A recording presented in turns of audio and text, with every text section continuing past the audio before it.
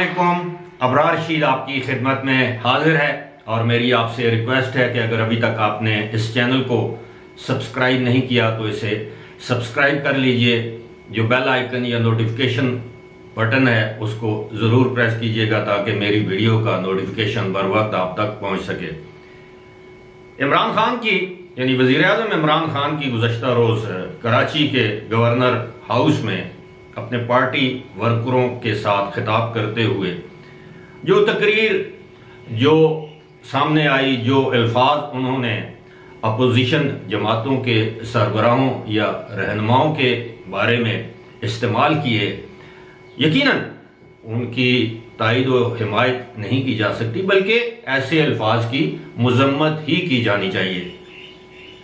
اب انہوں نے بلاول بھٹو زرداری کی اردو کا تمسخر اڑایا۔ وہ یہ بھول گئے کہ ان کی اپنی اردو بھی اتنی اچھی نہیں ہے کہ اس کی مثال دی جا سکے، اور پاکستان کی تاریخ گواہ ہے، بانی پاکستان قائد اعظم محمد علی جناح وہ تو اردو بالکل ہی، ان کی اردو جو تھی وہ انہیں اردو نہیں آتی تھی، وہ اکثر ان کی تقاریر جو تھی وہ انگریزی میں کرتے تھے۔ اب پاکستان کی قومی زبان تو اردو ہو سکتی ہے، لیکن جس طرح میری مادری زبان اردو نہیں ہے، اور ضروری نہیں کہ میں اردو اسی طرح بولوں جس طرح کے اہل زبان اردو میں بات کرتے ہیں۔ ذوالفقار علی بھٹو کی اردو ٹھیک نہیں تھی، بے نظیر بھٹو کی اردو ٹھیک نہیں تھی، فاطمہ جناح اردو میں اتنی اچھی بات نہیں کر سکتی تھی۔ بہت سے ایسے لیڈر حضرات گزرے ہیں جن کی اردو صحیح نہیں تھی، یہاں تک کہ آج بھی بہت سے پاکستان میں سیاستدان ایسے ہیں جو اردو میں بات کرتے ہیں تو ان کے لہجے سے پشتو کی، سندھی کی، بلوچی کی، سرائکی کی، پنجابی کی، ہندکو کی ایک جھلک نظر آتی ہے، مہک نظر آتی ہے۔ یہی تو خوبصورتی ہے۔ اردو ویسے بھی ایک لشکری زبان ہے۔ آپ کو یہ بھی یاد ہوگا کہ جب ہمارے وزیر اعظم اپنا حلف لے رہے تھے اور اس لکھے ہوئے حلف سے خاتم النبیین نہیں پڑھ سکے، بار بار اس وقت کے صدر نے 3 مرتبہ کہا، اس کے باوجود وہ خاتم النبیین کا لفظ جو ہے وہ ادا نہیں کر سکے، اور اس کے بعد آپ دوسروں کا تمسخر اڑاتے ہیں۔ جرمنی اور جاپان کی سرحد کو کس نے ملایا؟ پاکستان میں 16 موسموں کا ذکر کس نے کیا تھا؟ چین میں روشنی سے زیادہ تیز رفتار چلنے والی ٹرین کا ذکر کس نے کیا تھا؟ ان باتوں کو چھوڑ دیں۔ آپ کی سلپ آف ٹنگ ہوتی ہے، دوسروں کا آپ تمسخر اڑاتے ہیں۔ وہ آپ کے بیٹے کی عمر کے برابر وہ بندہ ہے، سیاستدان ہے بلاول، اور یہ چیزیں کسی وزیر اعظم کو زیب نہیں دیتی۔ اور دوسری بات یہ ہے کہ کیا وزیر اعظم نے اپنی اس تقریر میں ایک انسائٹمنٹ کا تاثر دیا ہے؟ کیا وہ قوم کو سول وار کی طرف لے کے جانا چاہتے ہیں کہ میں یہ کر دوں گا، میں وہ کر دوں گا، فلاں میری بندوق کی ذات پہ ہے؟ اب خود اسی تقریر میں کہہ دیا آصف زرداری میری بندوق کی نشست پہ ہے۔ نشست کرسی کو یا بیٹھنے کی جگہ کو کہتے ہیں، وہ جو بندوق کے اوپر ہوتی ہے وہ شست ہوتی ہے، جس کو نشانہ کہتے ہیں۔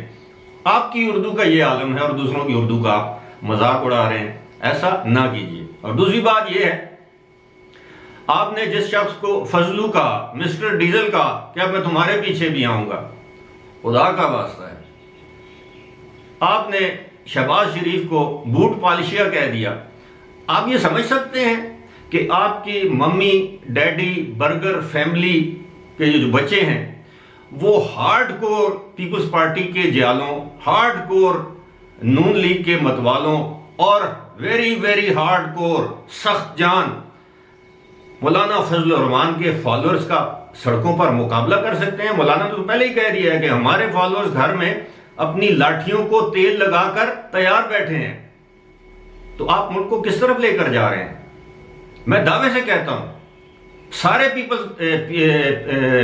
پی ٹی آئی کے سارے نوجوان سڑکوں پر نکل آئیں، مولانا فضل الرحمان کی جماعت کے 2000 فالوورز کا مقابلہ وہ نہیں کر سکتے، تو آپ ملک کو تقسیم در تقسیم اپنے اقتدار کی خاطر کر رہے ہیں. اور دوسرا نقصان جو آپ نے اپنا بھی کیا ہے، آج اپنی پارٹی کا حال آپ دیکھ لیں. تتر بتر اندر سے ایک شیرازہ بکھر گیا ہے، ٹکڑوں میں تقسیم ہو رہی، اور آپ چلے ہیں مولانا فضل الرحمان، آصف زرداری اور شہباز شریف یا نون لیگ، پیپلز پارٹی اور JUI فے کو چیلنج کرنے کے لیے. وہ وقت اور تھا 2014 میں، آپ کے ساتھ اسٹیبلشمنٹ کی سپورٹ تھی، آپ کے ساتھ اس وقت کے ISI کے جو سربراہ تھے ان کی سپورٹ تھی، آپ کے ساتھ دیگر نادیدہ قوتوں کی سپورٹ تھی، آپ کی ATMs کے منہ کھلے ہوئے تھے. جہانگیر ترین، علیم خان، انیل مسرت، عارف نقوی، کس کس کا نام لوں، یہ لوگ آپ کو فنڈنگ کر رہے تھے، سپانسر کر رہے تھے، زلفی بخاری اور بہت سے. تو یہ جب اقتدار میں انسان ہوتا ہے، جب انسان کے ساتھ سپورٹ ہوتی ہے تو ظاہر ہے اس کی عقل پر پردے پڑ جاتے ہیں. میں نے اپنی پہلی ویڈیو میں بھی کہا تھا کہ اللہ تعالیٰ جب یہ یونانی کہاوت ہے کہ اللہ تعالیٰ جب کسی کو برباد کرنے پہ آتا ہے تو پہلے اسے پاگل بنا دیتا ہے. اور عمران خان کی حالیہ 2 تقریریں اگر آپ سنیں تو وہ اسی طرح لگتا ہے کہ کوئی مخبوط الحواس شخص جو ہے وہ تقریریں کر رہا ہے. ایسے نہیں محسوس ہوتا کہ یہ شخص 22-23 کروڑ عوام کا منتخب وزیر اعظم ہے. خیر، اس کے علاوہ ایک اور چیز آپ دیکھیں، ایک ڈیکوریٹڈ سولجر جسے ہم کہتے ہیں، ایک اچھے سولجر، اچھے سپاہی، اچھے جرنیل کو آپ کی پالیسیز کی وجہ سے متنازع بنا دیا گیا ہے. وہ مستقبل کے آرمی چیف ہو سکتے تھے، لیکن آج آپ کی وجہ سے وہ اس قدر متنازع ہو چکے ہیں کہ اب فوج کے اندر بھی یہ سوچ پیدا ہو چکی ہوگی کہ کیا ان کو آرمی چیف بنایا جائے.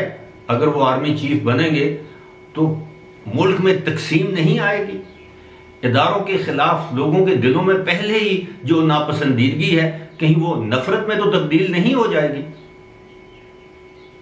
ایسی چیزیں کوئی مدبر سیاستدان، اسٹیٹس مین سوچ سکتا ہے، لیکن افسوس ہے مجھے سمجھ نہیں آتی کہ عمران خان جب تک اپنی تقریر کرتے ہیں، ایک تو وہ لکھی ہوئی نہیں ہوتی، پھر یہ معلوم نہیں کہ اس وقت ان کی ذہنی کیفیت کیا ہوتی ہے، وہ کس کیفیت کے تحت وہ گفتگو کرتے ہیں کہ ان کا دماغ اور زبان ساتھ نہیں دیتی، یا زبان وہی کچھ کہہ رہی ہے جو دماغ سے ان کو سگنل مل رہے ہیں اور وہ سگنلز نہ جانے کیا ہے. اللہ تعالیٰ عمران خان پر بھی رحم کرے، PTI پر بھی رحم کرے، اور سب سے بڑھ کر یہ کہ اللہ تعالیٰ ہمارے ملک پر رحم کرے. اور اللہ سے یہ بھی دعا ہے کہ وہ لوگ جو آنکھیں بند کیے ہوئے اس وقت بھی ایک ایسے لیڈر کی تقلید میں اندھے ہو چکے ہیں، ان کو معلوم ہے کہ عمران خان کی گورنمنٹ نے پاکستان کو ناقابل تلافی نقصان پہنچایا ہے، عالمی سطح پر بھی، داخلی سطح پر بھی. نہ جانے یہ نقصان پورا کرنے میں کتنا وقت لگے گا. فی الحال اسی کے ساتھ مجھے دیجیے اجازت. خدا حافظ.